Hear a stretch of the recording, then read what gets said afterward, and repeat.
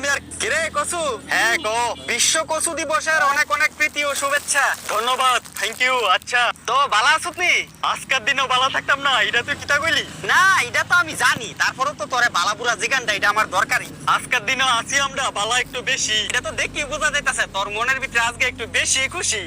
খুশি তো মো, একটা মাত্র দিন, এই দিনটাই তো আমরা লেগে স্পেশাল। তোরার এই স্পেশাল দিনে তোরারে মানছে কিন্না নিয়ে রাইন্দা উড়াই লেবো খায়া থাল। আর ওই মানছের পিছন দিয়ে গিয়ে যদি একবার লাগিয়ে যায় গাদি হয়ে যাবো গা লাল। কারণ আমরা হইছি বিষ কচু, অত্যন্ত বিষে ভরা। আমরার বিষ কেউ জায়গা মতো লাগলে তে দেখে লাইব আকাশের তারা। তো এমন বাতাফুরা বিষের একটু কমাই রাখতে পারছ না তোরা? ওই বাতাফুরা কারে কইছ? আরে তোরারে কইছি না তো, তোরার বিষেরে কইতাছি, বুঝছস? তো বিষটা কি তোর হুর বাইতে আয়ে? এটা তো আমরা শরীরই থায়। বিষ আছে দেখি তো আমরা বিষ কচু, খুব খারাপ হইব। আমরার বিষের ব্যাপারে ভাইলে আলাপ সালাপ কম করিস কিছু।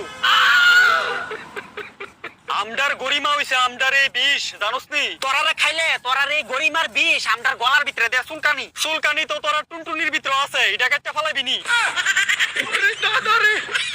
পারবি নি হনে এটা করতি?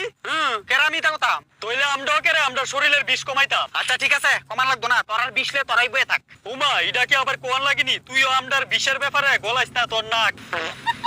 আচ্ছা শুনোস না, তোর থেকে আমি আর কিছু শুনতাম চাই না। বালাপুরা দিন মুডটা খারাপ করে দিছ। আমার মাটির তলের গুড়াটা আর গরম করিস না। আরে বালাপুরা দিন রাগ করস কেরে? তোর মাটির তলের গুড়াটা ঠান্ডা রাখ। আমার গুড়া তখনই ঠান্ডা হইব, তুই এর থেকে বাঘ।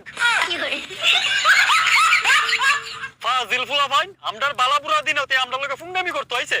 তোর লগে ফুংডামি করো না, আমার শখ লাগিয়া রইছে। তইলে তুই আমার জাতিগত ব্যাপারে কথা কস কেরে? এমন জায়গাত গুজ্জা দি মুরে টের ভাই বিপরে। দেখ তোর এই কচু দিবসে আমি কিন্তু শুভেচ্ছা জানাইছি মন বইরা, আর কিন্তু তুই আমারে কথা কইতাছ তুলডালাটা কইরা। তুই যে সময় আমরার বিষের ব্যাপারে কথা কইছ তখনই বিষ কচুর বিষটা তোরে লাগাই দিও না দরকার। তোর এই স্বভাবের কারণে তোরে আমরা খাইয়া শান্তি পাই না, গলা খাই যা বারবার। তো তোরে কি আমরা কইছিলাম আমরারে নিয়া খা খা খা?